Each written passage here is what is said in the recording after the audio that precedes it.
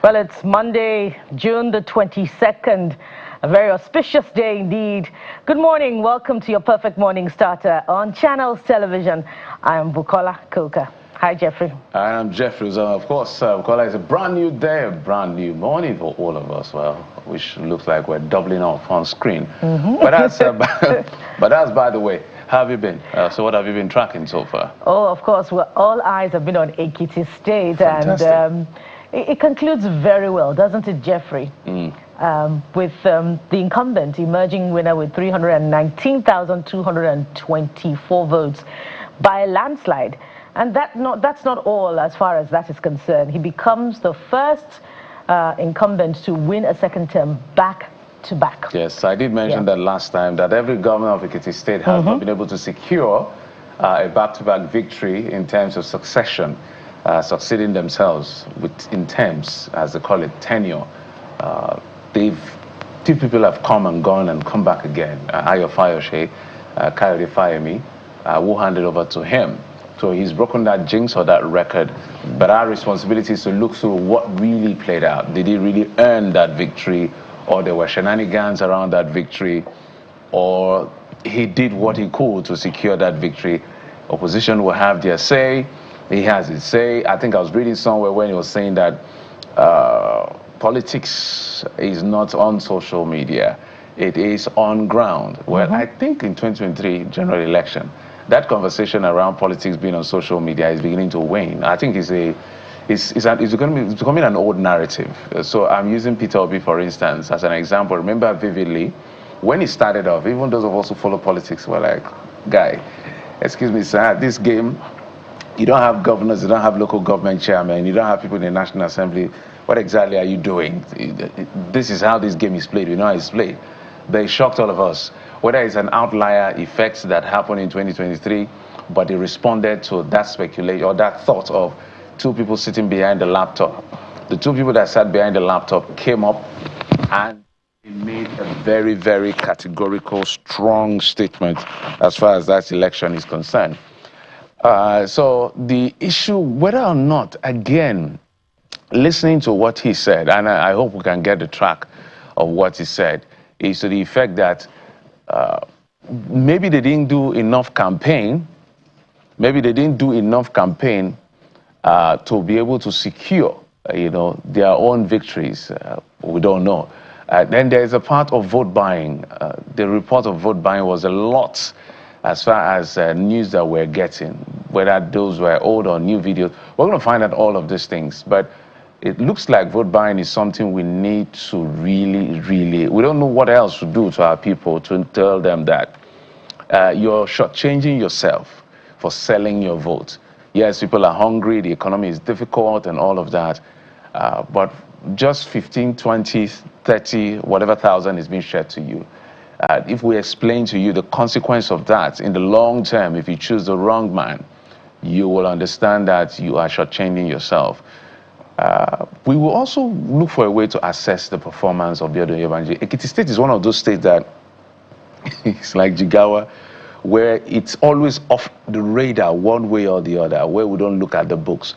But we'll look at the books someday to know whether it deserves it or not. But the most important thing is that the people of Ekiti State, by the result announced by INEC, I think about 3:14 a.m. or so, on June the 21st, 2026, have made a decision, and we congratulate them.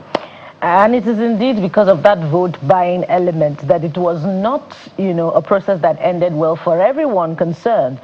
Yes, it ended well for the All Progressives Congress, but for the candidates of the ADC and the PDP, it wasn't a fair process at all. In the words of the candidate of the ADC, Ambassador Dari Abijdi, it was a sad day for democracy. He complained about vote buying. He says he has evidence to that effect. As a matter of fact, after casting his ballot on Saturday, he said that vote buying was going on right across from where he stood, and that he called the attention of security operatives to what was going on, but that nobody listened to him and nothing was done. So if that is the case, then security operatives are complicit in the process. Well, he says that from what they have been able to gather, that he would consult with his party and then they would determine their next line of action. But the incumbent has extended a hand of fellowship to, those two candidates who came a distant second and third, the PDP candidates, Mr. Wole Oluyede, and the ADC candidate, Ambassador Abejide, asking them to work together, describing them, as a matter of fact, as illustrious sons of Ekiti State, and that they should work together to move the state forward. Well, if the element of vote buying is valid, if it's real, if indeed it took place, our cameras, I doubt that our cameras caught any part of that on Saturday. But the candidates, the opposing candidates, are complaining about that particular part of the process.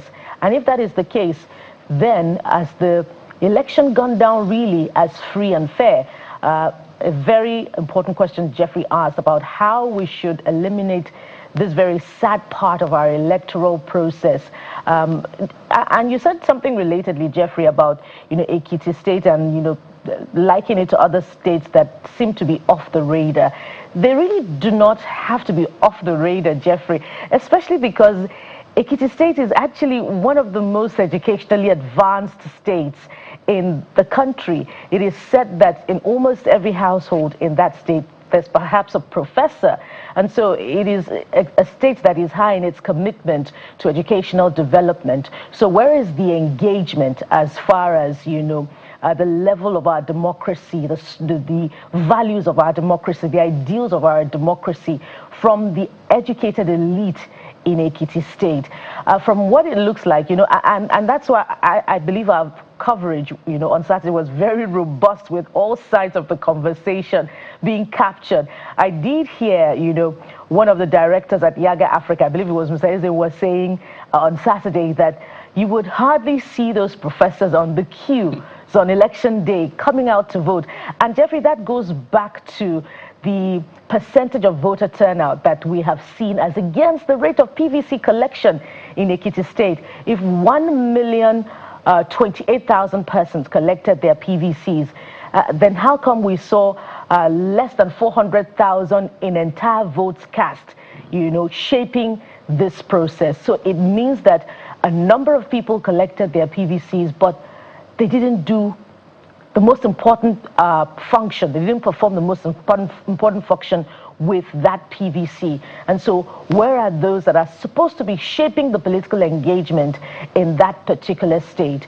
And that leaves, us having not necessarily the people that we need to lead us emerging as those that need to lead us, and that's why we'll continue to be here at this point where we wonder, have we moved forward or not in our democracy? A good number of those persons that collected their PVCs and didn't vote could have made a difference in this election, Jeffrey. When we reeled out that number, I won, and I said, those numbers, you've been around this thing, it doesn't excite me anymore that people collect their PVCs in Nigeria. People mostly collect their PVCs so that they have some government form of identity. If you don't have your NIN, your driver's license, at least you should get your PVC or any other form of identification that is recognized by the federal government in this sense. So I think the percentage is about 37 or 35. 36 or 37. Just less than 40% of the entire people that collected their PVC. But politically speaking, Bukola, it was really not, if you want to be sincere, it's easier to see that Vero Oyebanje would have won this because the HPC is a stable party. It works for them. Second is that as far as this is concerned, they have the war chest as far as that state is concerned, and they can mobilize as much as possible. I heard about a couple of governors, but if I saw Governor Obasani was there himself, we're going to talk about how governors, tour polling units or go to polling booths, or I don't know how to describe it. But if you look at other political parties, the ADC, for instance, is trying to get itself out of the waters. All of these things affect the perception of people to be able to support the PDP. I'm even surprised they were able to pull off, because I don't think people like Ayo Fayose, who is the former governor of the state, who stood election and won on the platform of the People's Democratic Party, was fully in support of the candidate of the party, because I didn't see him. The Fayose, we know, if he believes in something, he goes head on. So I don't know whether the PDP in the state they were really as united as they should be, because this is beyond landslide. You know what it means to win every ward, 177 wards. That is even surprising to me. I'm looking at the number. Really, it's easy to say winning all of the local government. He won 16 local government, 177 wards. That is I think that's surpassed Ayo Fayose's record as far as political victory is concerned. So if you look at it politically, in terms of party stability, war chest, and all of that, performance, I don't know much about what he's done so far. Ekiti is not such a rich state. When you compare it to Lagos, Delta, Rivers, and all that, they are highly dependent on fact their IGR is low. Maybe if I look at the data now, they are maybe 60 to 70+%. The last time I checked in 2023, it was about 70-something% dependent on FAC. So it's not that much of it. So they have these highly educated people. I had the highest number of professors in Nigeria in the state come from Ekiti. But how they've been able to convert that to enterprise, I don't think it's something that is competitive enough. So it looks like education is the industry there. The level of the awareness of the people politically, it tells in terms of how they came out to vote or not come out to vote. So long and short of what I'm saying, Bukola, is that politics, in terms of political assessment, it's easier to see ahead of time that this would have been, and this would be easy, because a lot of other governors, Kayode Fayemi, who is not even in good terms with the APC, Ayodele Fayose, who is a member of the Wike-backed PDP, and he's supporting the APC. All of them are supporting the APC. He was a strong supporter, still is, of the incumbent ahead of this election. So they are really, so these other guys, the ADC guys, the PDP guys, they were literally almost on their own, whatever they could garner. So I'm almost congratulating the PDP guy for even being able to pull off a 40,000 votes, however he did it. But we'll interrogate this. But let's see whether we can get the voice, the excerpt of what the governor said. So that's the number. For those of you who missed out on Saturday, the elections, the call was made, I think, 3:14 a.m. on Saturday. Biodun Oyebanji, the incumbent governor, is now being re-elected on the platform of the APC, over 300,000 votes. The closest to him was the PDP candidate, who scored just about 40,000 votes. So he becomes, he becomes the first Ekiti state governor since 1999, perhaps since the creation of the state, that has been re-elected back to back. So he will be the first. Well, whether this will go to court, I don't know. But let's take a listen to Governor Biodun Oyebanji briefly. We'll be back.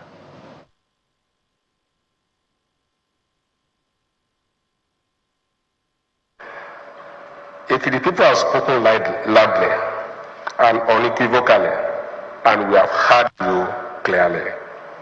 You have spoken not in muffled voices, but in a thunderous yea. We have heard your voice. We have accepted the challenge which this unity mandate has thrown upon us. Your electoral preferment of us is truly humbling, and we do not take it for granted. On our own, we are cognizant of the significance of this electoral statement. More importantly, the significance of the outcome. It is not just a watershed, it is a remarkable shift in the political culture of the Ekiti people. And it's the dawn of a new era where consensus building, peace, and harmony has become the trading currency of our political engagements. I therefore want to commend the Ekiti electorate for choosing us and the tendency that we represent.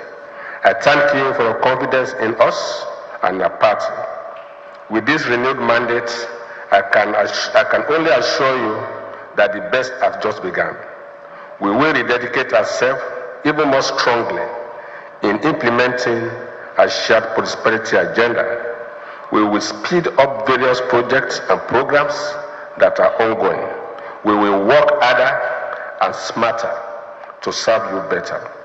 We will not relent until poverty and inequality become a thing of the past in our land. Abiodun Oyebanji there. So that's the governor of Ekiti State. He's very excited. We hope he can, do what the people have asked him to do. As I said, we need to further interrogate his performance as governor of the state. Ekiti State, I said, when I mean off the radar, I mean it's not like a state like Rivers, it's not like a state like Lagos. Of course, there's equality of states where there's always attention on what they are doing. But if there's anything I think must be done in Ekiti State, is to improve on the IGR and the employment level, maybe industrialization. I'm sure they are agrarian people. But there's something else that happened with another governor, Bukola, and that's the governor of Edo State. I've always had my back and forth with him, and I'm doubling down on what I said, that he cannot give the president 2.5 million votes. There's no data. We're not talking about 2.5 billion votes. I just wanted to remind him because he keeps saying it, so I'm replying him every time. It's not possible for him to give the president 2.5 million votes. And I've also told his people, and I know he's aware. But that's not the focus today. But he did something that, in my view, is very impressive. I wish we could get... He's read the Riot Act. He said he's going to work with the judiciary such that there will be accelerated hearing with issues around kidnapping.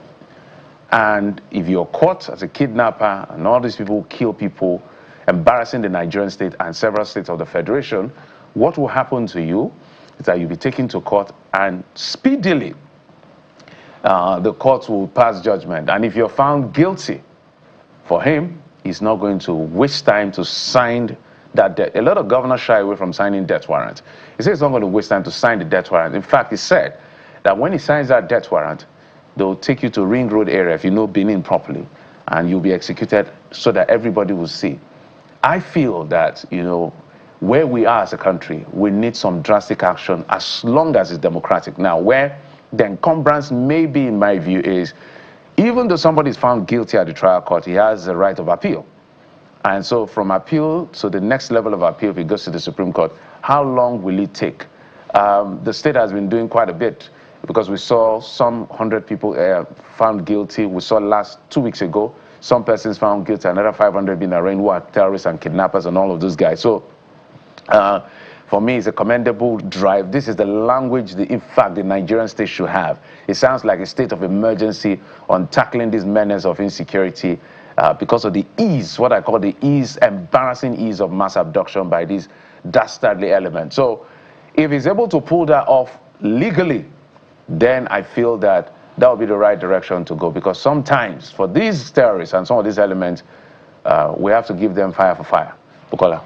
Yes, it was, pleasant to watch over the weekend when Governor Monday Okpebholo, talked tough on kidnapping. And he spoke right, I think, at the police headquarters in Edo State, where the police paraded some kidnappers, suspected kidnappers who had been arrested over the weekend.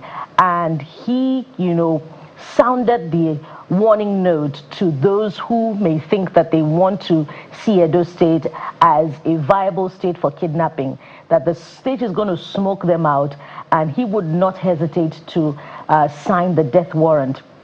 Indeed, I believe he has also written to the Edo State Chief Judge to that effect, and he talked about the setting up of special courts to speedily try kidnappers. And I believe that's the political will that we've been seeking, in the prosecution of the war against banditry, insurgency, and kidnapping. Once there is the resolve, because the executive across board in Nigeria wields so much powers. So where there is, that political will demonstrated by the executive, then every other thing follows suit. If the executive is able to provide the judiciary with the wherewithal that it needs, to execute this war against kidnapping, then we should see results even at the judicial level. And, we're also seeing speedy prosecution, trial and prosecution of bandits, terrorists, insurgents, even at the federal level, something that we didn't see during the last administration. And it appears, Jeffrey, that it is, coming through at all levels. Although the police in Oyo State, I believe, having a back and forth with Yoruba Nation activists over the reported release of some kidnapped victim after the Yoruba Nation activist Sunday Igboho over the weekend issued an ultimatum to kidnappers to release, some kidnapped victims. Reports came through that those kidnapped victims were released.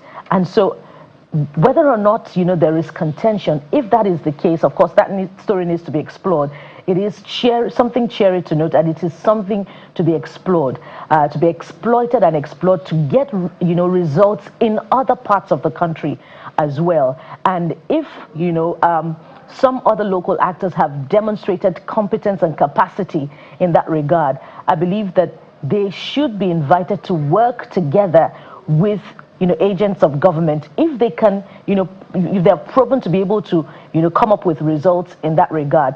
Then there should be synergy rather than discord, in the administration or the execution of the war against insecurity. And so we're expecting to see more results in Edo State and in other parts of the country. Jeffrey. Absolutely. So I am weary when citizens take on the role of the state. I've never been in support of those kind of things because there's a limit. They are not trained for these things, but what can happen is collaboration. I'm talking about with the issue of Sunday Igboho. Look at what is happening in South Africa with xenophobia, because the state is, quote unquote, looks like they are docile in their action on what the people perhaps want. The people have now taken on themselves as the judge, the jury, and the executioner in the issue of immigration. But the most important thing is the collaboration between communities and the states to be able to protect our people and preserve the lives of our people. I will say the failure of the Nigerian state and we as a people comes from the fact that we have low value for human life. The day we elevate it as individuals, as a state, we will begin to do things differently. So these efforts are commendable. Whether Igboho is saying he can do it, but I don't think he should lead and to be at the vanguard. It may go awry.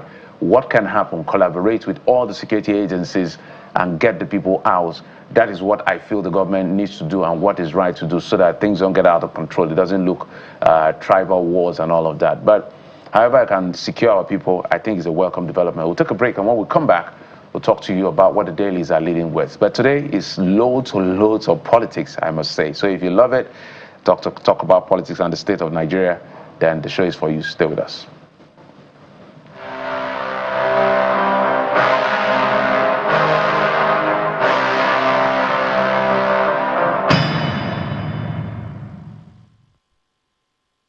Let's do a check of what the papers are saying this morning. Welcome back. And of course, it's Monday. And when it's Monday on the newspaper review segment, it's TGIM. Mr. Daya Kitobi joins us this morning. And you're looking all ready for the week. I was born ready for Mondays. For Mondays, right? All right, let's get to the papers. And I'm spoiled for choice this morning. But it looks good to start with New Telegraph since we're talking about security. And there's this... response from the Senate. Rising insecurity, Senate convenes emergency plenary tomorrow. And we have, just a few riders here, but let's get to what they're saying. Military confirms credible intelligence on bandit kingpin Turji's arms training in Sokoto. Terrorists attack NSCDC, Kebbi police, gunmen kill ex-Ogun broadcaster, security guard.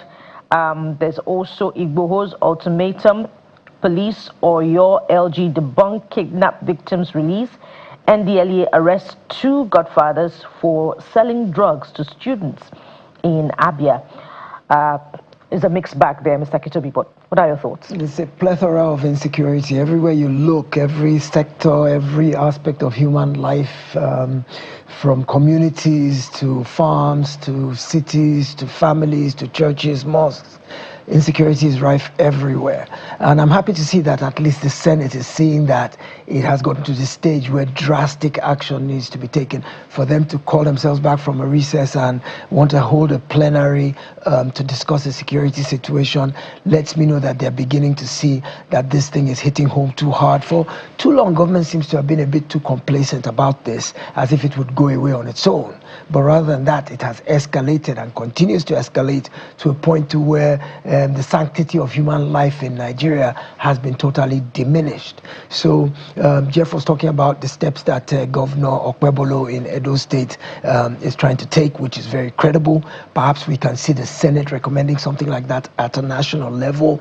I would like to see legislation, and I think I heard about it some time ago, that would prescribe the death penalty for kidnapping and would shorten the period of time. I mean, there's some tweaks that can be made to the appellate process, to even if we have special courts, that the appellate process can be quickened and shortened to where, justice delayed won't be justice denied, because, even if you get convicted, you can string out the appellate process for ages and ages and ages, to where with the passage of time, the sheer horror of what you did begins to diminish in people's minds. But if justice is speedy, but even before we get to the element of prosecution and jurisprudence, there's still the investigative process, there's the interdiction, which is the arrest, there's the then putting together of a credible prosecution, because you have to have evidence. The courts deal with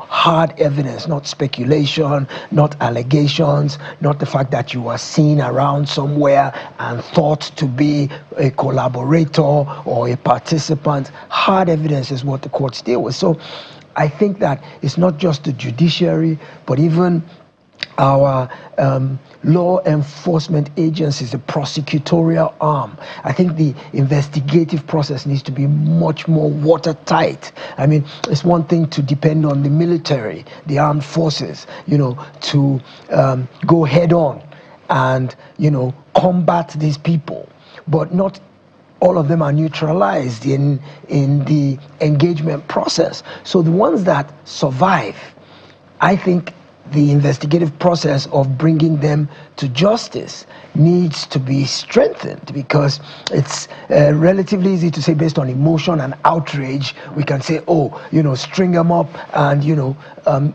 throw away the key. But without having a watertight case, we can see many of these insurgents and bandits actually getting away.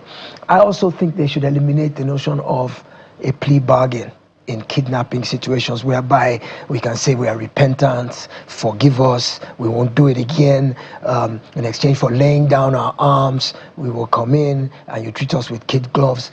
I don't think there should be any sort of plea bargain or any sort of compromise in the process of bringing this to book. So yeah, elements of a state of emergency are extremely necessary, and I hope the Senate begins to look at that as it begins to talk about this insecurity issue. Any thoughts on what's the development playing out in Oyo State with the police in Oyo challenging Igboho's proclaimed intervention in the release of kidnapped victims? More importantly, as this relates to the implications for the fight against kidnapping, should it be one of antagonism between non-state actors who want to intervene in that regard, or should there be cooperation if there's capacity? The Igbohos of the world became necessary because of government failure. If government were up to its task and were handling its tasks, the Igbohos of the world would never find a foot in terms of being able to even be involved in this process at all. As Jeffrey said earlier, he's not comfortable with non-state actors, and you see them all over the place. You see them protecting pipelines in Niger Delta, which is a job for, say, the Navy, for example.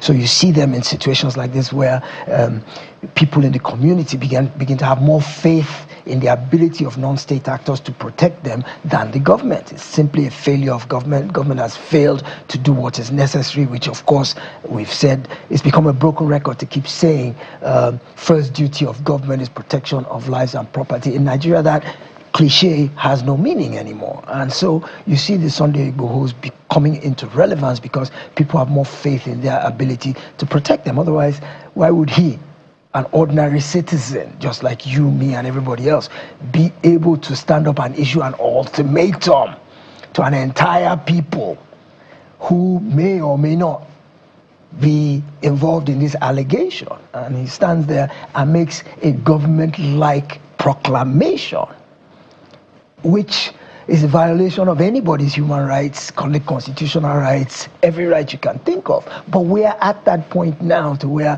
whatever solutions we can come up with to protect us, we will acquiesce to, you know. So it just goes to show it's a breakdown of the normal structure of a society. The way society is ordered and structured has broken down in Nigeria to the point that non-state actors can begin to speak and act like they have, like their governments, you know. So it's a bit worrisome, actually, in as much as it's schizophrenic, really, because on the one hand, if in truth he was able to issue this ultimatum and it had the necessary impact, which the police have disputed, but I saw some credible... Make the police look bad. I saw some credible news reports over the weekend that said this pregnant woman was released, and that because he gave this 2-hour ultimatum, it actually had an impact and they released those people. But police have debunked that. I said, no, nobody was. So we don't know as of this moment, which is exactly accurate. Perhaps as the day unfolds, we'll find out. But if in truth he issued that ultimatum and it had the necessary results, it means that even the insurgents are giving more credence to non-state actors than they are to the government. So what are we talking about here is complete breakdown of government responsibility. And so life doesn't exist in a vacuum. Something will step in to take up the space created one way or another. And the problem is that you might create a hydra-headed monster that down the road becomes something that will eat you up yourself. Yeah, because that's a worry. Now, if you have someone that's been abducted, you really don't care who brings them out. Absolutely. At the end of the day. But this is very worrying that the states may surrender its, quote unquote, not directly, surrender its monopoly of violence to someone else who may not be able to manage it in the long run, which is why these warning signs are quite important for the state to come in to know what they have to do quickly. Because if the people now have confidence in someone who doesn't have the authority of the state, except it's a proxy, whatever, then it's very concerning. Let's go. It just aligns a bit with what the Vanguard is saying. Troops block escape routes as terrorists reduce demand. So this looks like some kind of, is it? Some small lights in a very dark tunnel. Troops block escape routes. So what this implies, in my understanding, is that, you know, wherever these guys wanted to take these kids and their teachers to is now difficult. They've been surrounded, the perimeter has been surrounded such that they can't go anywhere. Is this Orire you are talking about? Yes, because they say kidnap kingpin, indigenous of Orire LG, radicalized by Ansaru group. And then talked about police Igbo clash over release of kidnapped victims. So what do you make of this story?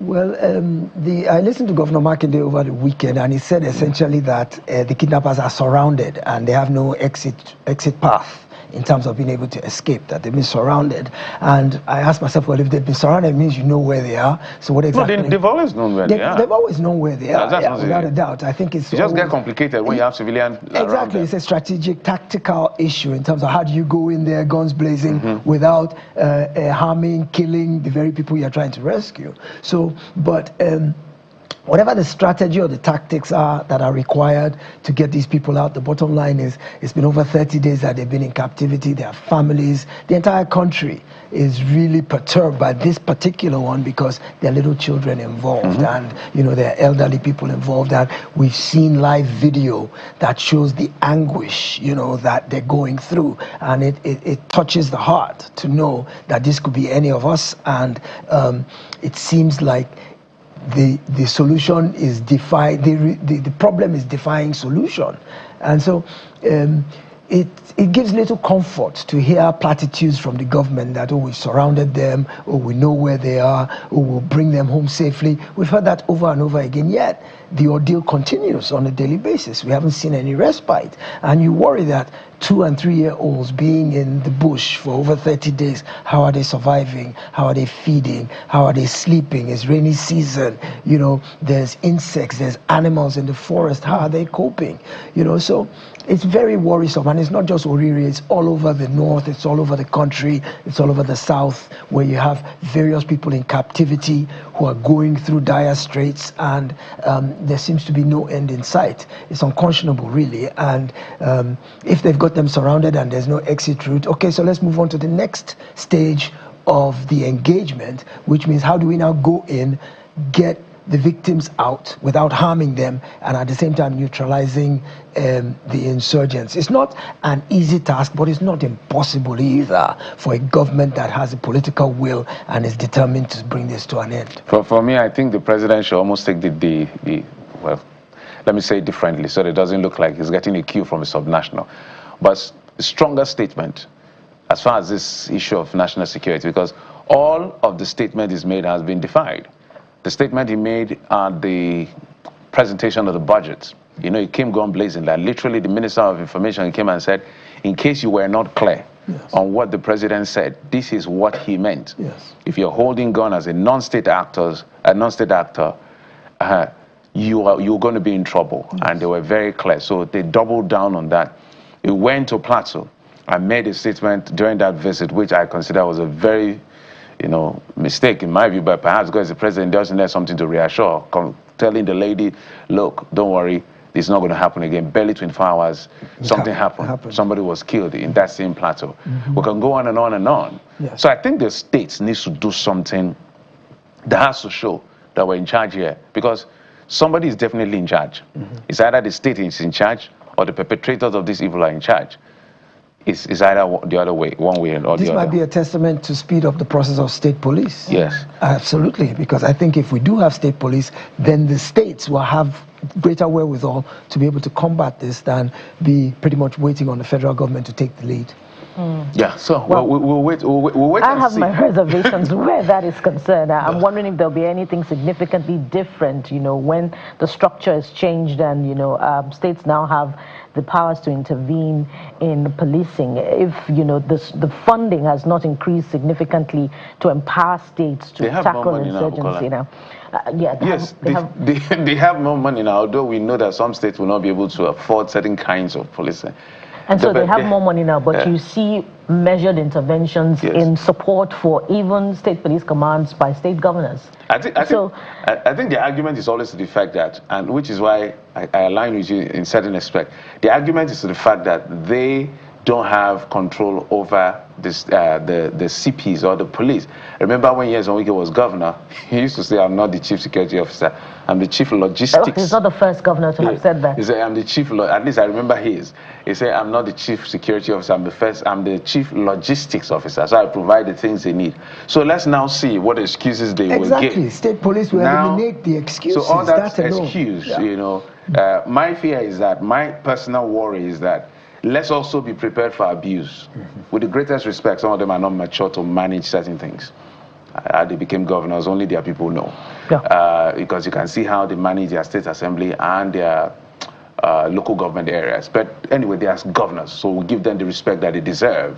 However, whether the shenanigans or petty politics will override the real reason for why state police is established, we just need to brace up and be ready so that we're not going to shout. Interesting point you made, Jeffrey, just now, and I wonder how that will play out in relation to neutrality of security agents during state governorship elections. I think we'll just have, what we are now, I think we'll just need to have faith.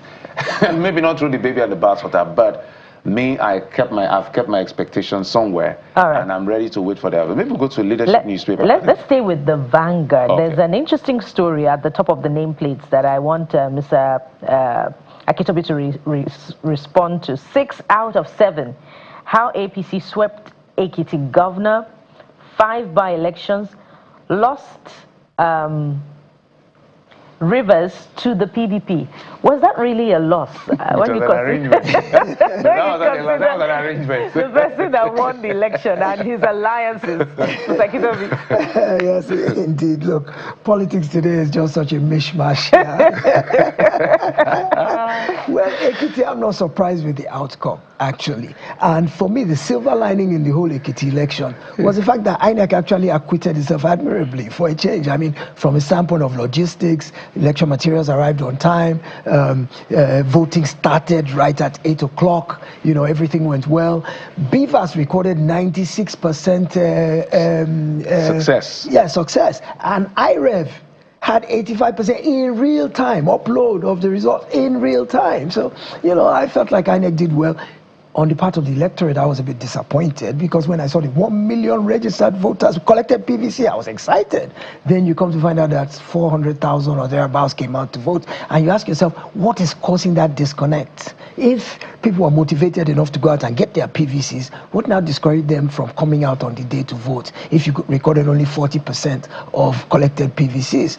So the jury is still out. Some people are saying, well, because it was a foregone conclusion that the incumbent was highly favored. I've heard on other parts that incumbent was not highly favored. I've heard that he had the support of all the governors, even past PDP governors, past, you know, even people who competed against him, they all fell in behind him, you know. But the point is that, from my sense, even though there have been some allegations of malpractices in the Ekiti election, but when I look at how wide the gap was, that the person who won scored 400,000 close to. 319,324. Yes, and the person who came second scored 40,000. It's about 8 times the difference, about multiples of 8. And I say, how do you rig something that's that vastly different? You can rig when it's close, but when the gap is so wide, it's very, very different. Because even if you complain about, oh, they snatched ballots here, or these people are intimidated here, how do you make up that gap in a state that's not that big? So I think ultimately that, you know, what we saw in Ekiti might be a template, or might be telegraphing what we should expect in 2027. In terms of the Rivers. Rivers, you have mass confusion in Rivers. My sense really is that the DNA of the Rivers people is still PDP till tomorrow. I think it's just politics that has rearranged the entire political field in Rivers, but that internally the people themselves are still PDP, and maybe that's what we saw in that election. And here's on weekend is people are confusing the Rivers people with the kind of politics. With the kind of politics nobody knows where they're choosing to call something a rainbow coalition. And yes. So there's nothing. There's nothing new about collaborating. I think in 1999. Wow, that sounded really fast. In 1999, there were two parties that merged, so came together to work for, I think, Olufalaye, yes, and all of that besides the PDP. So what he's doing is not unique. Whether it is forced marriage, that's another matter altogether. But what it does to the people and their mentality is that it limits their choice, which is not good for democracy. So even what he's doing, or what their group are doing in Rivers State, is not widespread. It is his group of PDP, which is recognized by INEC. Yes. I know they don't like us saying group. Yes, because there are people in PDP who don't like them, who don't agree with them. So yes, they may be recognized by INEC, but there are people in PDP who say, we don't like working with you. So to that extent, we respect those people's position, but they are the ones recognized by INEC. So I just feel that it's a literal conundrum, merging all of these parties together, whether by force or by coercion or whatever it is, or by whatever interest he used to put them together, limits the people's choice, yes, to be able to make. So the people perhaps are now left with, I think the people can now make up their mind in the election, whether they want to work with the coalition, is it the Rainbow Coalition, to whatever they put out, or they will look for the ADCs or the NDCs or other parties now. Because what they are doing, like they are taking turns, okay, in this election, let's give it to PDP. In this election, let's give it to... That's what I'm saying. I don't want to call it victory, I call it an arrangement. Just go and cast your vote. But there's something to be said. There's something to be said for this issue of collaboration. You yeah. Because from Ekiti, what I saw was that as long as the opposition remains fragmented, yes, there is little to no hope of unseating the APC in 2027. The difference between what happened in Ekiti and what happened in Rivers, yes, is that in Rivers, they have collapsed their interest, literally. Ekiti just shows support without collapsing the party together. Jeffrey, this collapsing of interest or this collaboration... These are for the political players, whatever not the the citizens. nomenclature is, Mr. Ekiti, I wonder if it is the expression of popular will, I mean the people of Rivers, or it's an expression of the political interest of a few. See, the political class. The thing about it is that democracy thrives when there are choices. So when you narrow the field, whether by joining, collapsing, whatever the case may be, you create less ability for competition to thrive. Exactly. So when you look in, at what happened in Rivers, for example, what has happened is that the people have less incentive because there are not clearer options. And let's go back to Ekiti again. Part of why the opposition performed so abysmally is they didn't offer a credible alternative to what you said. The jury is still out on the performance of the incumbent. Yeah. We don't know how it did. We're not in Ekiti. But clearly, the opposition didn't offer a credible alternative that the people could hold on to. And I see something similar happening in Rivers as well, is that if you've reduced the ability of there to even be an opposition offering an alternative, then what choices do the people have? The devil you know is better than the angel you don't. So we'll just still stay with what we know. I am not just comfortable with forcing the people to limiting the people's choice. Yes. I would never agree to it. Absolutely. But they are the politician. My job is a journalist. As I say, we are more interested in the process. They are more interested in victory. So our mission, our objective are strategically totally different. I want to be sure that vote counts, the process complies with what the law says. They can bother themselves about who wins and who loses in an election. In fact, the classic now, what is even disturbing within the political class, I hope they know what they are sowing as seed for this democracy, especially the current ones who have blurred the lines of what anti-party activity is. So you see somebody, there's a difference between staying in your party and working for another party quietly. Right. That is technically allowed, at least it's not open, than coming out to say, you see this my party, I'll work against you. And nothing happens. In fact, I was in Anambra to cover the election. Chukwuma Soludo won with a landslide just like this. When I saw the congratulatory message of the president, who is the APC leader, to the governor of an Abga governor, I felt bad for the APC guy. The president was literally happy in his statement about. So they have a relationship. So these guys, with the greatest respect, are just blurring the lines, literally confusing the electorate. So what eventually how it impacts is low voter turnouts, because people are like, okay, since you have gathered yourself to make up your mind what you want to do, just take the election and run away. Speaking of voter turnouts, the candidate of the PDP, an ally of Minister Nyesom Wike, won that election in Rivers Southeast with 46,961 votes, while the candidate, is it of the APC now, Mr. Ebenezer Erewari of the APC, polled 1,647 votes in an election, by the way, covering 7 local governments. So a mere 47 or 48,000 votes determined the exercise. It's an arrangement, not an election in my view. But they've been elected. That's the most important thing. The Rainbow Coalition know what they are doing. Yes, the Rainbow Coalition, they know what they are doing. Absolutely. Leadership newspaper is where we'll go to next. Leadership newspaper. Let's see. We have a lot of stories to cover. Before we get to our first set of guests. Reactions as Onyebanji becomes first Ekiti governor to win 2nd consecutive time. The reason why I had to take this is because he's broken history, he's made history. Yes. And again, there's something, I don't know whether you or Bukola mentioned it, we must also commend the security agencies and INEC for because I don't think we heard of violence or anybody being killed or anything. No violence. I think sometimes there were reports of unrest in about 10 local governments, 24 incidents. But nobody died. It was mentioned on our sister political program yesterday. And I believe that the security agents need to speak to it, because ahead of that election, there had been concerns about flashpoints in Ikole, in Moba, and a number of local governments in Ekiti state. And so if we still had these incidents, it means that intelligence was not gathered in order to checkmate those incidents from occurring. It was important to mention that. Yeah, thank you for bringing that up. Mine is that at least nobody died. Nobody died. Incidents may have happened. At least nobody died first. But that doesn't mean incidents cannot happen. So to that extent, we may commend them. Where they are doing well, we commend them. Where they are doing badly, we come gun blazing on all of them.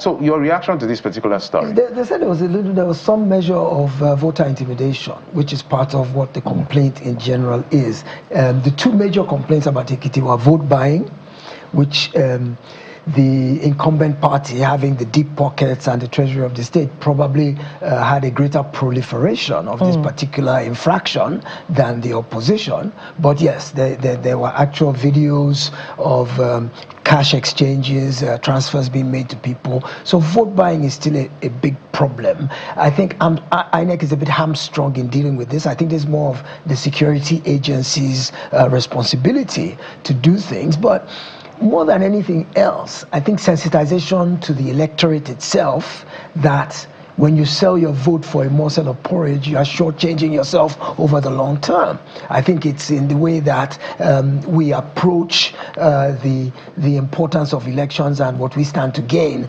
that is the greater factor in inhibiting vote buying.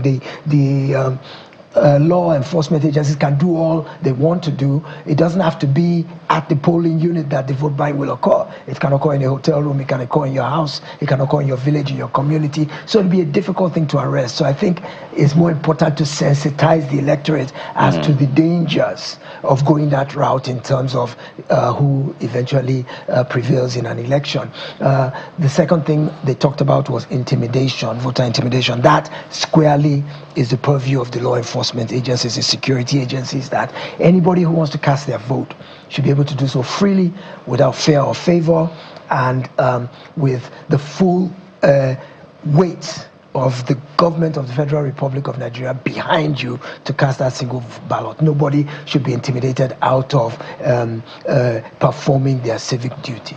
You know, Mr. Ekiti, as you spoke, something came to my mind. You know, there's also remote vote buying ahead of the elections.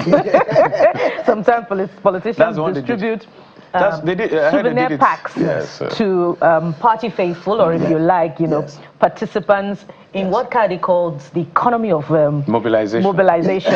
And so, shall we ban that element of remote vote buying? Don't answer that, Mr. Ekiti. We must actually the newspaper review segment at this point. Thank you so much for coming through, as always, and for providing your sound analysis. Thank you. Thank you. My pleasure always. Thank God it's Monday. Rest period is over. Let's all get out there and build something. Have a great week, Nigeria. Indeed. And so the week is unfolding in a great way. Stay with us for our first conversation coming up after this time out. We'll be right back.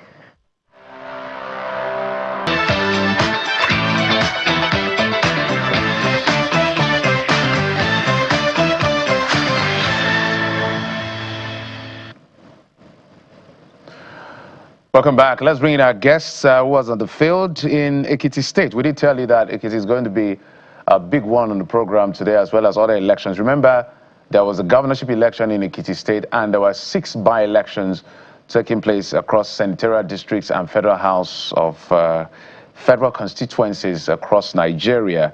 Out of all of these elections, so if we calculate and say maybe 7 elections, the PDP won 1, the APC won the rest. Mr. Jacob Pele is the founder of TAF Africa. He joins us virtually. Mr. Pele, thank you so much for coming on the program. Well, Jeff, thank you. It's been a tough journey. Maybe you just stay without the video. Yeah, it's been a very interesting election. I would say specifically that I think, in my own opinion, this is one of the most peaceful off-cycle election. It is such that we have a bit of better voter turnout, and hopefully this will serve as a model that would go on the increase for INEC. I think the rec here did his best, maybe because of his civil society background. He was all over the media, he was giving interviews, he appealed to the voters, and we saw a good turnout And I must also commend INEC for their logistics. They got it right this time. I can tell you, and of course, you know I don't word. I went round the words, several of the words, and I saw for myself, people coming out en masse at 7. I saw people coming out, queuing to vote and being part of the process. It's very interesting. Hopefully, like I said, this can serve as incremental templates for the forthcoming 2027 election, and hopefully we will see that. I had a word with INEC chairman, and I did appeal to him to do a reflection meeting where he would take into consideration some of the successes and failures of Ekiti, and see how we can ramp that up and replicate it in 2027. I'm very concerned about 2027, the level of intrigue, the level of power play that these politicians are bringing into our electoral process. I also want to talk to your viewers about River State. Mr. Pele, just a moment. We'll binge on the other elections. I want us to stay with the election in Ekiti for now. Yes, let's stay with Ekiti for the moment. Let's binge through the good and the bad, or the good and not so good, whichever is convenient for you.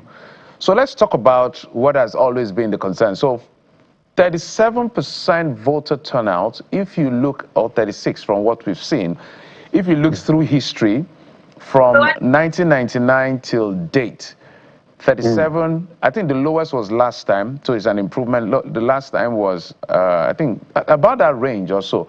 But 37 is slightly lower than the natural average from the time of 1999 till now, because they used to average 40%, 40-something%, and then when it's down, it comes to 30-something%. So this is not as high as we expected it to be. Perhaps it's an improvement in your view. We'll look at the data and speak to it much later. But talk to us about the concerns around vote buying. What did you observe? What did you see? And what did your people who were on ground report to you as far as vote buying is concerned? Because there's the economy of the election and economy of mobilization that continues to taint our ability to just make a decision based on conviction rather than being induced.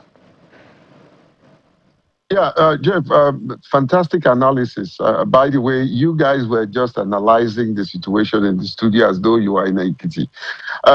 Listen, vote buying is a menace, is a problem. It's something that we will continue to deal with in our electoral process. And it's not acceptable. Vote buying is neither here nor there in terms of who are the traders, who are those who are trading, who are those who are buying. And I can tell you for free, that is both parties. I think most times the party in power who have more economic power tend to be the one that champions vote buying. And of course, it's the case of the highest bidder, you know. So we'll continue to see this, unfortunately, if we don't stem the tide. The problem is not just what happens, is what happens after the election, when people are not punished, when they are caught, when DSS and EFCC and, they just run around the place and say they will have arrested. At the end of the day, they don't prosecute anyone. So people will continue to do it. Sometimes we blame poverty as responsible for that. No, I think it's the indiscipline of people, the lack of patriotism, people not knowing that they are selling their future and destiny at the expense of or the good process that we are all trying to ensure that we have. So it's something that is concerning to me, concerning to everybody. We did deploy. I can weigh in on inclusivity, which is my tough. We will continue to see this kind of situation, which is very unfortunate. In terms of what could have ruined this election, vote buying is top on the list. Security operatives did well. I must commend them. And I'm also saying the inhuman way they are treated. I saw some of them sleeping by the street, some of them, hanging by kiosks, hanging by the yeah. So that shouldn't be the case. And the earlier we trim down the huge security deployment, which of course, in most cases, they don't need. I think also the economy of allowances, which oftentimes the bosses don't release to these individuals who are on the street, is something concerning to me. I don't believe that the number of security operatives that we deploy for election is actually needed. So, Mr. Pele, I believe your organization was represented during the polls as one of the civil society covering the election. So I'd like to ask, did you or your cameras or your representative witness any vote buying situation? And if indeed you did, tell us how widespread it was based on what you heard. And if it was, shall we then say that this election was free and fair if there was widespread vote buying? Yeah, there was actually, and I did see a number of them myself. It happened in my presence. I did see a number of them right before my very eyes. Behind me, there were negotiations of 15,000 naira and 10,000 and 5,000. So it's not perfect from the truth. It's not an alternative truth. It is true that there were issues and incidents of vote buying. There were issues and incidents of vote trading, and it was open. It wasn't something that they were hiding, and the security people looked the other way. So vote buying is one thing that I would say is an issue that gave me a lot of concern for this election. Whether it was free and fair leaves a lot of thoughts in that aspect. I wouldn't describe it as absolutely free and fair, but it's far more better than the likes of Anambra and other off-cycle election. In my opinion, based on 150 observers we deployed, based on the reports that we are generating real time through our technology hub, and of course other members of the cohort that did observe the election. So I would score it like maybe 30%, 35% free and fair. Yes. Now let's get to an area that is within your purview as we continue to review INEC's administration of this particular off-cycle election. There are reports that, INEC did really well in the area of inclusion. Help us understand those elements introduced and what can be retained and what can be improved upon.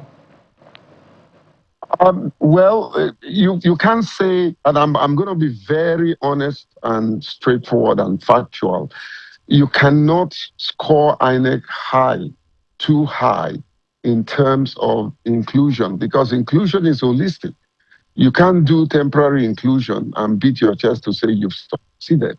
Let's take it one after the other. Inclusion requires, the only thing I can score 90% is priority voting. The other things like provision of these resources that is needed for the individuals with disability were not there. There were cases of absence of magnifying glasses for my own community. people with albinism. There were cases of absence of the voters, total voting or otherwise the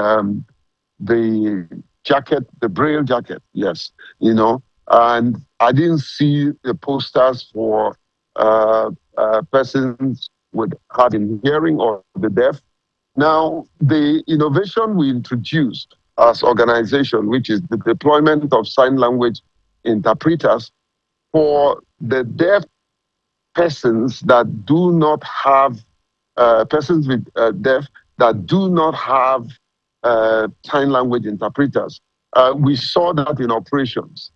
So we saw a couple of people that couldn't afford sign language interpreters. We saw them using our sign language interpreters deployed. So it's something that I want to take up with INEC chairman to ensure that we will have more sign language interpreters deployed, And I think also some of our observers didn't get all the accreditation that we wanted. So they were having issues with security operatives. And I think these are some of the lessons that I'm persuading INEC chairman to tweak and ensure that these issues don't happen, not only in 2027, but every other election, especially Oshu. Oshu is a very important election, and hopefully we will not have security challenges if we don't stem the tides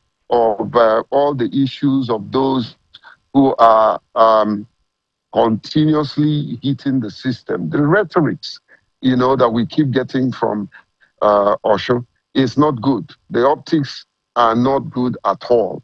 And the earlier we stop that and know that we only have one country, all of us, then we cannot move forward in terms of our electoral space. The test, the litmus test for the Electoral Act also played out.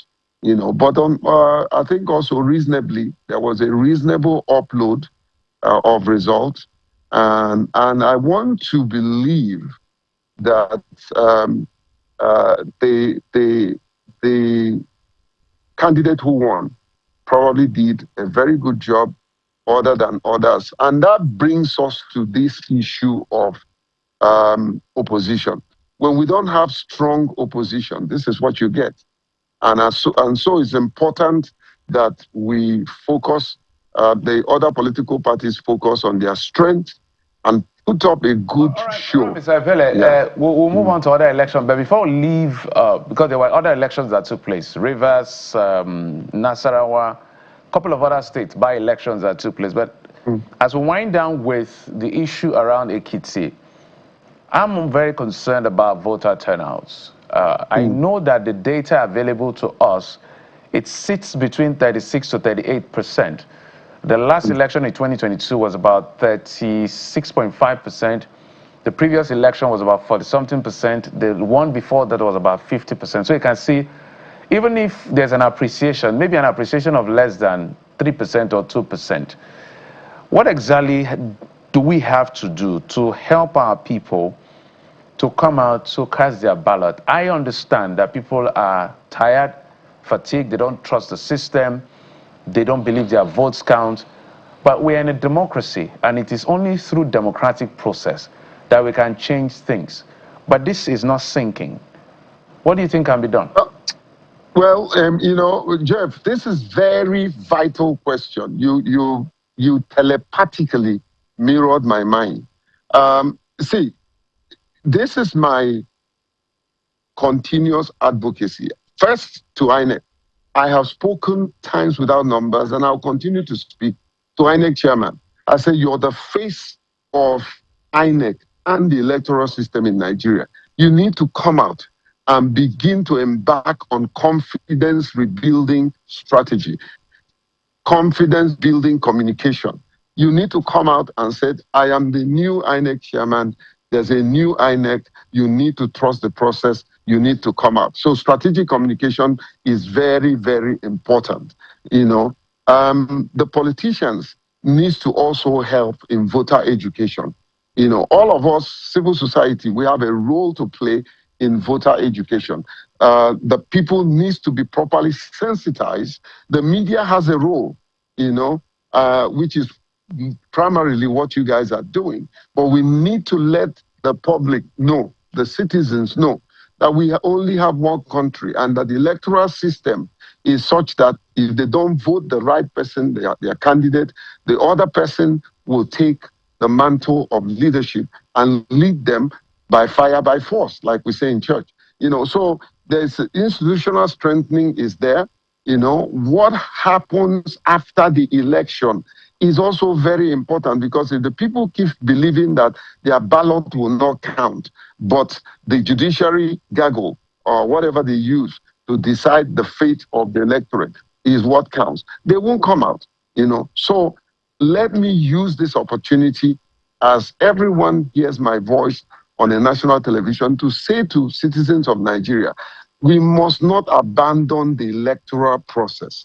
We must not abandon the power to choose who leads you.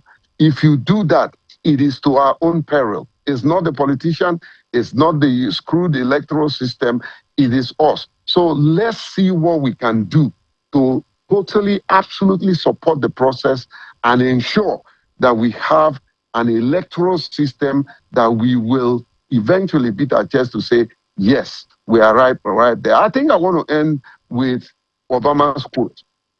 Democracy will win if we all fight for it.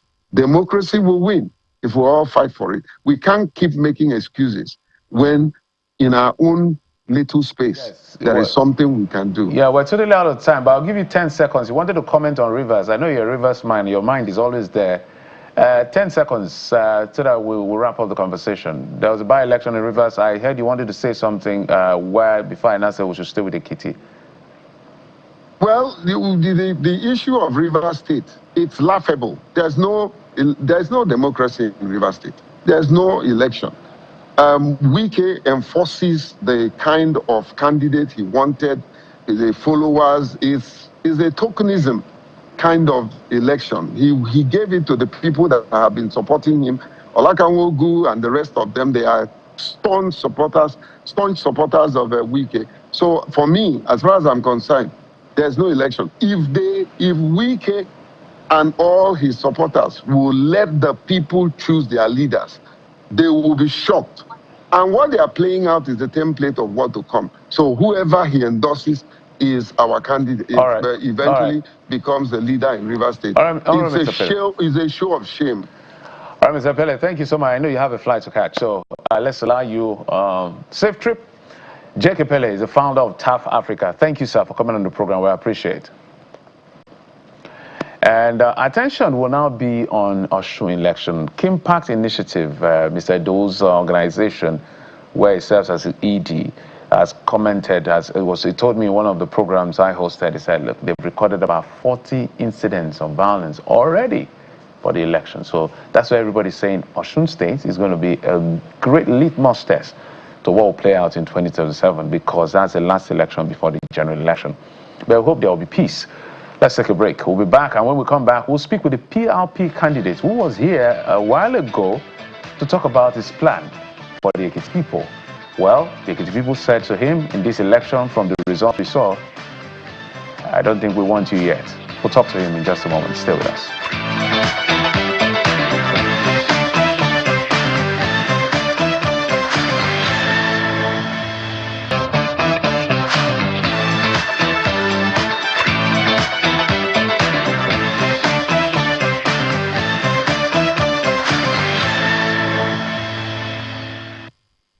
Our eyes are still on the just concluded Ekiti governorship election. We're looking at administration. We're looking at the performance of candidates. We're looking at voter education, if there was any advancement. So let's look at that process yet again through the eyes of one of the candidates that contested for the top job in Ekiti State. And joining us now is Mr. Ayodele Olani, the People's Redemption Party governorship candidate in the just concluded Ekiti governorship election. Mr. Olani, it's good to see you again. Good morning. Welcome to the Morning Brief. Good to see you too. Thank you. Thank you for having me. Well, we're glad that you are all smiles this morning, regardless of the outcome of the election. I was looking frantically over the weekend for your performance, but it has now come through, at least your top 10 in the list of the performance of candidates. So you didn't stand a chance at all, Mr. Olani. That's what the result says. Yes, go ahead. Sometimes when you look at electoral results, you sometimes laugh. Do you get what I'm saying? And popularity sometimes does not get interpreted by what we have as the results of the elections. I mean, this is not an indictment on anybody or any organization to say anything was done. But the truth is, the true popularity test, when you look at it, it's entirely different from those results that we have out there. Thank you. But you couldn't have won, could you? And even the other contenders came a distant second and third with 40,000 votes and 12,000 votes for the ADC governorship candidate. So you knew from the onset that you couldn't have won this election. If I knew I couldn't have won, I wouldn't have come out to contest in the first place. I was contesting to win. So I wasn't contesting for playing or whatever. However,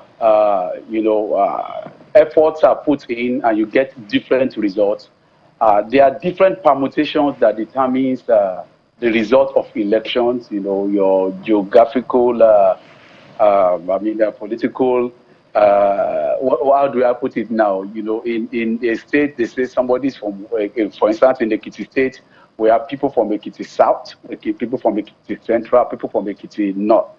And sometimes you also look at the other candidates that you have in that place, whether they are settlements, aside other things that one will be unhappy to talk about, talking about vote buying, intimidation, and quite a number of factors that lead to whatever results you come out at the end of the day. Yeah. So let's hear from you now. What is your assessment of the process in its entirety? Yeah, to be honest with you, I will give it to INEC in a way and then take it away from them on the other hand. Number one, I think this time around, I noticed, at least in my area, I can only be at one unit at a time. We had our polling units, polling agents all over, and the reports they gave, I think there is an improvement from INEC about sensitive materials, arrivals, places, only a few places that we have polling agents reporting that the materials arrived late and voting started late. And we also had one or two places where we had issues with beavers, and somehow they were able to move around it. But the real issues that I see about this Ekiti election is not really about that. It's about the fact that we need to look more deeply into our electoral process, or processes. Number one, the main issue we've seen here is vote buying, and it's something that we need to curtail if we want our democracy to survive. There's what they call buy and see. There's what they call see and buy, and it's unfortunate that dominated the case where even people that are your own people that are loyal to you, because of politics of tokenism, because of poverty that has been weaponized, you find a lot of people leaving capacity, quality representation for immediate gain, and that's so painful. There are videos all over the social media. I'm sure you have quite a number of such videos where, under democracy, if you want to have an election, fine. Many people can run in the race. One person is definitely going to win. But if you are going to win, let the winning be free and let it be fair. So about the process, I think there are a lot of things I noticed. Of course, I will be honest here. Maybe that will change the outcome of the election. That may be a different thing. But what I'm saying is, whatever it is, we must ensure that we look at our processes and make sure that the processes are right. That's what I would love to say for now, unless you have other questions you would want me to talk on that. Yes, that's what we brought you, because we have plenty of it. It's our job to ask the questions. Your job is to answer the questions. And I want to be direct. Do you think Biodun Oyebanji, the incumbent who has just been re-elected, deserves this victory? The results say so. He's the sitting governor, he's the incumbent governor, and of course, that naturally gives him that advantage. I am sitting here, I've not been governor before. People have seen what I've done in different areas in the past, but not as a governor. So naturally, that's an advantage. Of course, that's a clear advantage, not a negative one. I'm not asking for advantage. I think I'm asking you a subjective question. We are, all of us are seeing the data, so there's nothing new about the data. We've seen he won by the data that is announced by INEC. From your objective point of view, does Biodun Oyebanji deserve this victory? That is just my question. The word deserve is what I have a problem with. He won.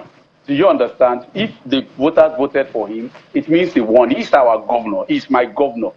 He's a sitting governor. And that's what I'm saying. I'm answering your question objectively. Do you understand what I'm saying? So if somebody has won an election before, if you say, does he deserve to win? Obviously, he deserves to win. Do I deserve to win? Yes. Do other candidates that are qualified deserve to win? Yes. So the result of the vote, I've said he won. And I don't have any argument with that whatsoever. My argument is with the process. And that process is not questioning his victory. I needed to get that right. I'm not a bad loser. They say he who fights today and loses today loses to win another day.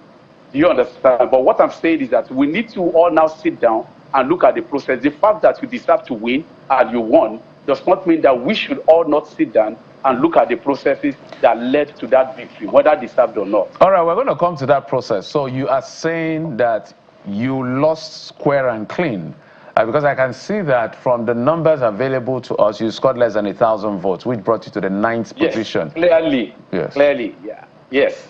Okay. I scored less than, yeah. That is the truth. Yes. So let's talk about the things you're not quite comfortable with. Let's binge through them one after the other. So let's start with number one. What exactly did you observe? I know you've mentioned a few in passing. Perhaps we've mentioned it while we're talking with Mr. Jake Pele. What did you see that makes you worry about the state of our democracy and this election in particular? I think I mentioned it a little bit earlier. That's vote buying. I mean, it's something that makes me sad, you know. It looks like, if you look at my campaign, I've been on your program before. I came out with clear-cut agenda on how to set our people free economically, you know, infrastructure, development, and all of that.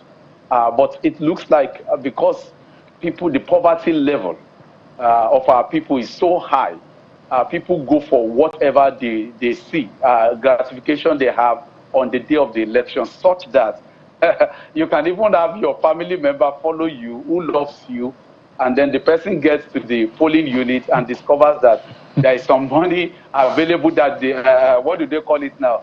Diboko Sebe in our language here. You know, somebody has 5 children and notice that somebody is going to get 25,000, you know, per vote. And you do that simple calculation, you have 25,000 times 5 plus the dad and the mom, that's about 175,000. That's about 2 months' salary, looking at minimum wage. So a lot of people go for that. I mean, so it may not be that may not be exactly what people want to vote for. It's like that particular theory where you keep people poor, you understand, so that any direction you tell them to go, they go there. I mean, it's worrisome for me. And the fact that we don't seem to have any solution in view to that. This has happened in previous elections, not only in Ekiti State, in other places. And I've watched your program, watched so many other programs, talk about vote buying. But the question is, what has been done to curb all of this? There are factors that led to it, and there are factors that can help us, whether not to eradicate it, but to bring it below tolerance level. And that is my challenge. Vote buying especially. It's a very strong challenge that we have here. You see? And when you also look at the issue of apathy, I think I heard The gentleman that spoke before me, talking about the percentage, or maybe you were the one, the last election was about 37% voter turnout. Now we have between, is it 37 or 38% voter turnout? Yes. We have 1,059,000 registered voters. When you still look at that number, you see that it's still very, very low. And then you have to sit down and look at the factors that led to that. You know, you discover that majority of the people that come out to vote may not actually be people that understand what leadership is about. That's not to insult the mentality of our people. A lot of people who understand more about who should be the best leader, but most of them sit at home because they don't trust the system at all.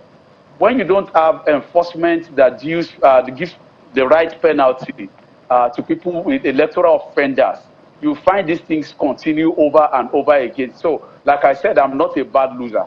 I've had people contested, even the former president of our country, contested quite a number of times. We have that all over the world. So if I lose today, I can win tomorrow if I still have interest in contesting in the state. So I'm not a bad loser. I'm only trying to say that we need to now look at the process that led to the victories that we have, at our polls. It's very, very, and I think that, okay, for instance, if you look at some of the videos you have here, I see one you are playing on the screen now, there must be secrecy around voting.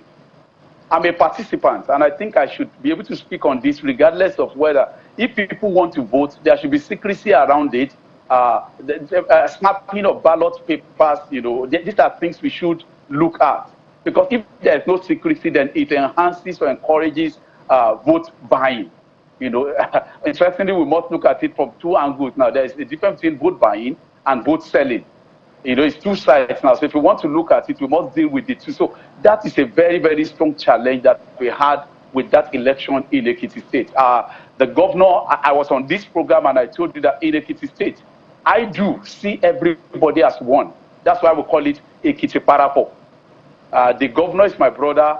The PDP person is my brother. We are contesting an election. The elections will come and go. All of us become one family. I've been preaching peace, and I will continue to preach the peace before, during, and after. But what we should look at is, if I'm going to lose, let me lose honorably. Looking at the results now, if I come here and I begin to argue that I won, I mean, it's going to be laughable. So I have a lot of work to do, and I'm going to get back to business and do serious work. Thank you.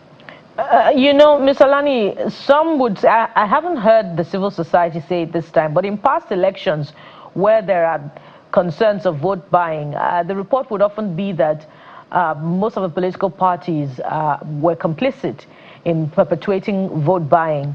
And so I'm wondering, is it a challenge of a lack of capacity that made you unable to have participated just to get a bit more votes?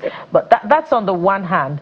But more importantly, on the other hand, it's the challenge of mobilizing voters to come out and exercise their franchise. Earlier on, our guest was speaking about this being the responsibility of INEC, but there's also a huge level of voter education that lies within the purview of political parties. Would you say that political parties have performed well in this particular function? If they have, would there be any need for vote buying? Now, see, I said earlier, I acknowledge the fact that I and my party, we have a lot of work to do. And we're going to get back into our boardroom and then review this and look at what we can do better than this in terms of voter mobilization. The truth is, opposition has a lot of work to do. I take responsibility for that we have a lot more work to do if we're in opposition and we want to come in. However, like I told you about the fact that there are issues that we must look at. You said that things have been done about that. If I got you correct, because I'm not sure that I heard all what you said. See, our electoral process is too expensive. There are things that government, our laws, need to be reviewed to allow. There's what we call free election, there's what we call fair election. You know, if you are going to have free elections, do people come out to vote without any fear, without any intimidation? You will understand that we had some pockets of that. And I'm not going to point an accusing finger to one particular party now, because you find out that some of these political parties, I mean, many of these political parties are involved in it. I can tell you for free that the party I contested from, PRP, we did not involve ourselves, even if we have the financial muscle to do that. We did not. You also know that it's a crime. It's a Oh dear. We hope to get Mr. Olani back again to conclude his thoughts on that particular important aspect of the conversation, which is vote buying. And while we wait for him to return, Mr. Olani, I was asking if your inability or your stance on vote buying is because of your inability or lack of capacity to, indulge in vote buying. Oftentimes the concern about prosecuting elections is if you have the war chest, and we all understand what war chest really means.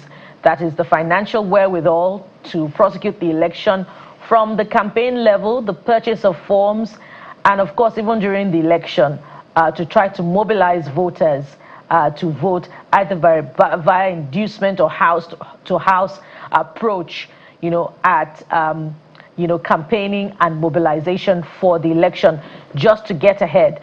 And so that's also another critical part of it. The People's Redemption Party, your political party, was relatively, unknown. It was not amongst the first three in this contest that was considered a three-horse race between the APC, the PDP, and the ADC. And so my question to you is, if you had the capacity, and I hope you're hearing me now, in case we're able to get you back shortly to conclude your thoughts on that particular point, is if you had the capacity, wouldn't you have, indulged in vote buying as well? And wouldn't this be, a mere hypocritical commentary as far as the reforms, the approach to reforming our electoral process is concerned? And it's a critical part of the conversation, Jeffrey, because, you only speak from where you stand, from your own political standpoint, from your own minimal experience, as the case may be.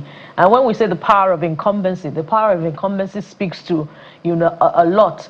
The state might, the financial wherewithal, even, security agents who, also are working more often than not at the beck and call at of the incumbent at that particular point in time. Well, only him can answer the question. Whether if he had capacity will indulge, I can answer for him. He's a politician and I'm not. But it's just a sad tale to see that I don't see it going away pretty soon. And the reason is simple.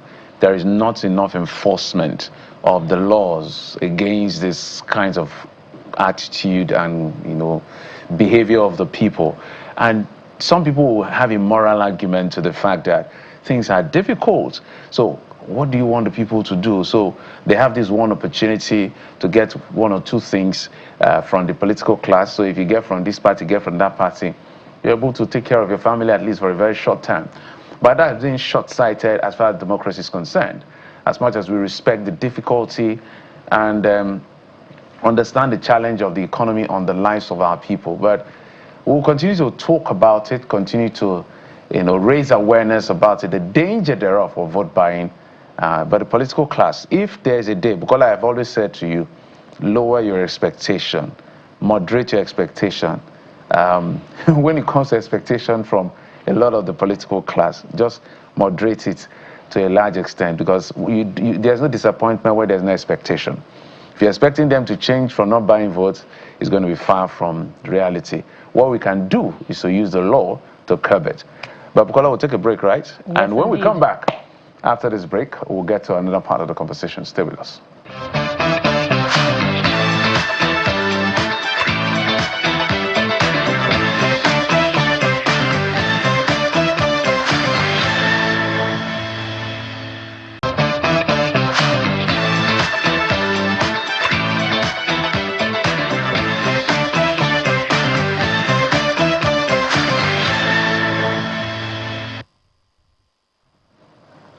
Let's bring in our guest, Dr. Dayo Fadile. He's a former NMA president and now a politician who has just won the Ondo South Senatorial District election that took place on Saturday alongside the Ekiti election. So he's a senator-elect as far as the 2026 by-elections are concerned. Prof, good morning and welcome to the program. Good morning. Thank you. It's my pleasure being here. So I'm happy to be here. Yeah, Prof, I'm trying to walk around my mind to see you differently because I'm used to seeing you as a doctor, as a professor, even when we met at the airport one time for an interview. But first, let's congratulate you. Congratulations on your victory as far as this election. But talk to us about the experience for you so far before we get to the nitty-gritty of the conversation. Well, the experience is an interesting one. We have been in the political terrain for about 10, 15 years now. I have contested in different offices. I have not been able to succeed until recently. So I want to say that it's a new area that we have to to learn the ropes. And getting to this position of being a senator-elect, the only thing I can say is that we give thanks to God. We have a lot of people who are involved who had made it that possible. I know that you're taking the seat of Senator Jim O'Brien, who is now an ambassador who serves in the United Nations by the virtue of the appointment of President Bola Tinubu. Talk to us why the passion about this particular role, because you're an accomplished medical doctor, you're a professor. Look, you've lived a fairly great life. But you've been pursuing this agenda of serving in politics. Talk to us about it before we now go to some other issues. Well, thank you very much. As a medical doctor, as well as an academic who have been lecturing in the university, the level of interaction can only be limited to those people you interact with. Again, whatever we do at that level is the implementation of policies that are made by different legislators. And again, the experience I have as an academic is also important for us to find a way in which we can bridge the gap between the gown and the town. So I have offered myself also to be that catalyst that if I get into this position of policy formulation, we can put some of those experience into being. However, there is a very wrong impression that you are also showing, which is to look at, I don't want people who have, in your own view, accomplished personality in different fields to be in politics. Everything that is done in this country is going to be affected by the policy that are being made in the different legislative houses, as well as how the implementation is done by the executive. So I sincerely believe that we should have many of us who can stand the fire to be in the political realm. And so we can see that you're all smiles today. Congratulations, it's definitely in order. But talk to us about the performance of INEC during the election. It appears as if, all eyes were on the Ekiti process and, very little attention was paid to the by-elections that were conducted in other states. But there are reports of, concerns around hitches during this exercise. Talk to us about it. Sincerely, if you have to rate INEC at this election, you have to rate them excellent. They did very well. The first area that I was shocked was that the INEC staff, officials at all the polling units got there very punctually. Most polling units have their staff just before 8 a.m. And we have very great INEC officials. They are well trained and they have good rapport with the people around. Aside that, we also have seamless verification exercise, and by the time you get there, you spend less than 3 minutes, 4 minutes, and you have been given your voters card, the ballot paper to go and vote. Also, we need to say the only hitch that we found was the beavers. From some areas, the beavers did not work effectively. But what INEC did was to have for each ward a technical staff who is to look through the hitches. And those technical staff, as much as I could that I have, the information I have, they were promptly taking charge of all cases in which they were the beavers issues were reported to them. So we have to say that INEC did very well in this instance. However, there is room for them to really upgrade the beavers so that we do not have this many beavers malfunctioning that we experience. But it is not, I would say the malfunctioning percentage of the beavers was, if I have to put it, maybe 20–25%.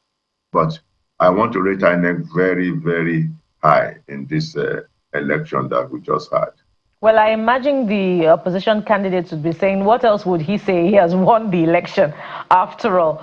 But let's look at your victory. You came first by a very wide margin, 68,000 plus votes, I believe. And the closest challenger won just over 1,000 votes. Some would ask, how come in the elections that we have seen so far, the issues, shaping this administration in particular, the challenge of insecurity, the challenge of the economy, especially with the removal of fuel subsidy, hasn't informed voter choice in the outcomes of these elections that we have seen that are a test or significant, window into what is to come in 2027? Well, thank you. We have to look at it in two different angles. The first angle is this difficult time we are facing. Is it the right position that we need to take? Everyone, and I believe by the time you explain to every Nigerian, we all agree that fuel subsidy cannot continue. Secondly, there are issues that are facing everybody in this world. That is the war, especially the war in the Middle East, where it has affected the price of oil. It's a global thing. And we need to also understand that even in this difficult time that people are facing, many of them do, despite the difficulty, understand that a process that we are passing is still the best way, although the palliative could be improved upon so that we do not have this harsh reality that they are facing. However, everyone could not have an alternative to how we should have gone in this regard. So I think despite the hardship and all the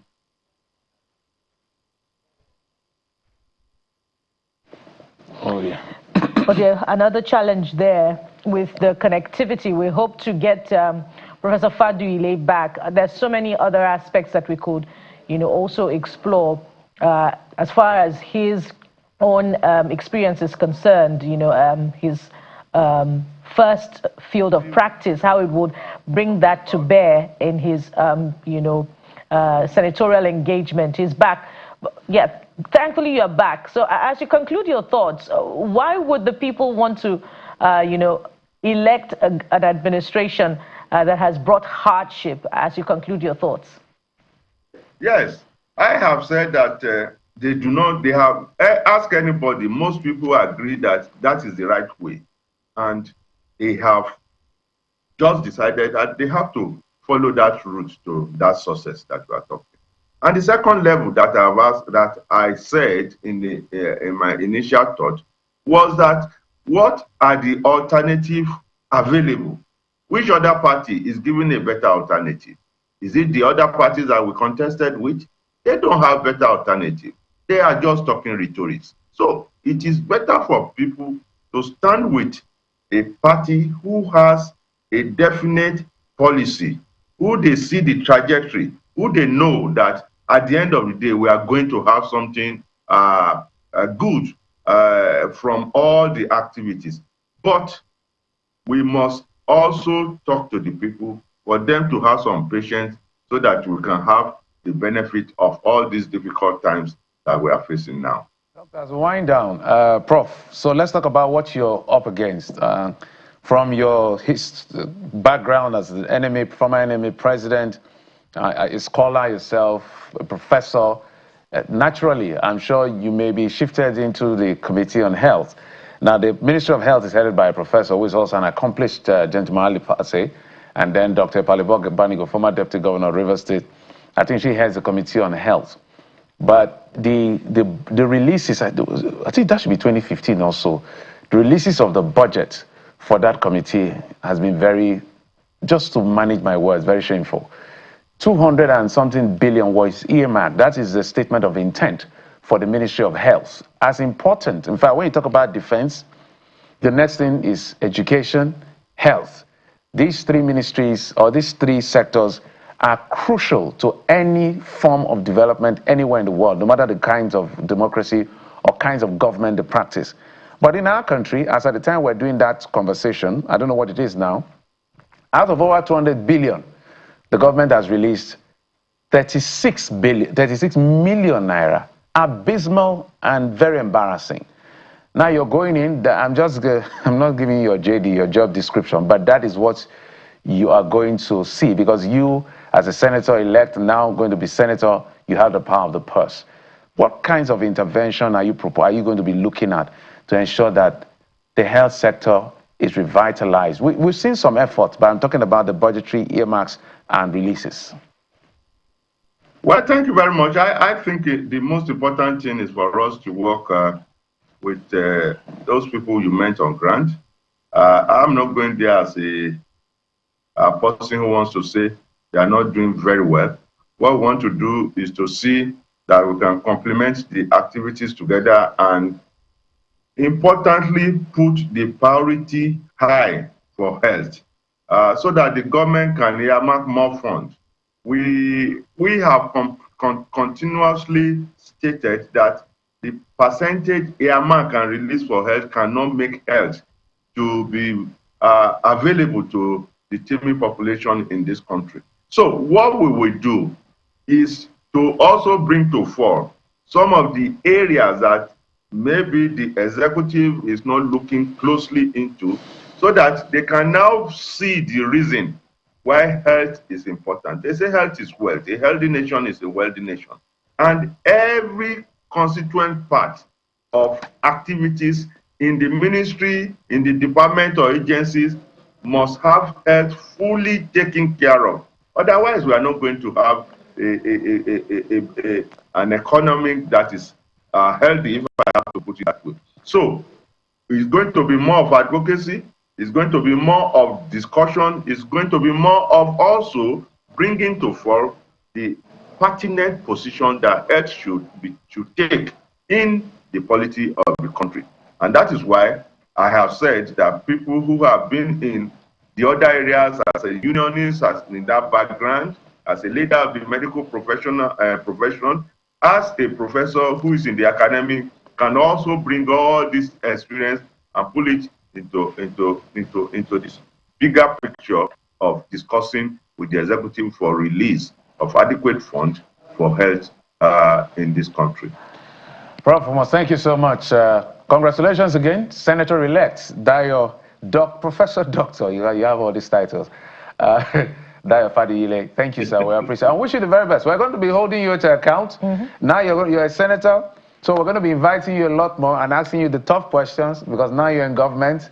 So be ready for us. But we wish you well. Thank you for coming. Thank you very much. It's my pleasure. I can always tell you that I will deliver what you expect me to do. I wish you well. I wish you well. Thank you, Prof. Thank you. Thank you.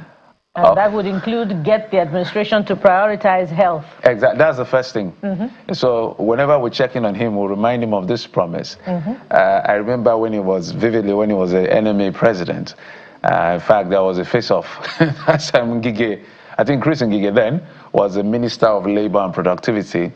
And when the minister, I don't know, I think he made a statement that was in the line of when the doctors were jack buying. That they could go. They could go because like we're a production factory, that kind of. And he made some comparison that didn't settle well with people like Dr. Fadiyile. And so he now moves to the other side of the divide and can now tell, what the experience there is like. And so with, benefit of both experiences, we hope that things will now change significantly for the workforce in the health sector. So he needs to be a comrade senator, just like Adams Shomole on this one. But our eyes are also on the UK. We don't know what's going to happen in the United Kingdom today. All eyes are on 10 Downing Street. Will Keir Starmer resign as Prime Minister? Has been under a lot of pressure because of so many politics and intricacies of governance. So our eyes are on it. You can stay with Channels Television. We'll bring you up to speed as to what happens with the United Kingdom Prime Minister. But all the nuances we're seeing, plus the communications from his people, is not doing anything to douse the fact that he may not eventually leave office. But if that changes, what would that do to the United Kingdom and European politics? Because UK has been consistently changing. And Liz Truss, she lasted for less than she's just there for I think 2 months or so. Yeah, and it's not very good for his party right now because the local council elections that were conducted just about a month or so ago, his party experienced a major loss. So what is it going to be for? And then there have been resignations in the cabinet. So what's it going to mean for his government right now? But we'll keep our eyes on it. I kind of want that kind of leadership. So the way it works as Prime Minister, you are not elected directly by the people. You're elected by the party members based on the number of seats. They won landslide, literally made a mess of the Conservative Party, which brought in the people like our sister Kemi Badenoch as now the leader, and now Keir Starmer. So the fluidity of politics is quite interesting as far as that's concerned. And I like the fact that every Wednesday, the government sits and faces the opposition and accounts for whatever action or policy direction they are taking. But our own is different. With the opposition putting questions through, yes, and providing alternatives. PMQs, yes. So it's a very vibrant political engagement that we see, and it's exemplary. We used to do that before. Well, I think in the early days. Not now. Now, to get the president to speak to the media is like a tug of war. This president has spoken to the media parley just once in 3 years. I know there are a couple of them, maybe that supposed to have held, maybe they cancelled. It's either speaking when people visit or speaking when he went to Yelwata, no, not Yelwata, Benue. I mean, media engagement is on one hand. And then he goes to the National Assembly. You present a budget on your or mandate, a supplementary budget, and within hours it is signed. In the National Assembly, his party members are singing on your mandate, we shall stand. Now, I don't hate the president, but my job is to hold him accountable. Absolutely. And I will do that with my full chest. So, Mr. President, I didn't know you were going to come into this conversation. Now that you have come in, speak more with the media so we can know what you're doing. Thank you so much for your time and company. I'm Jeffrey Zonga. Of course, there's more to come on Channels Television. Sunrise Daily is up next, and the team is set for you already. So stay with Channels Television. Jeffrey and I will be back again tomorrow. I am Bukola Koka.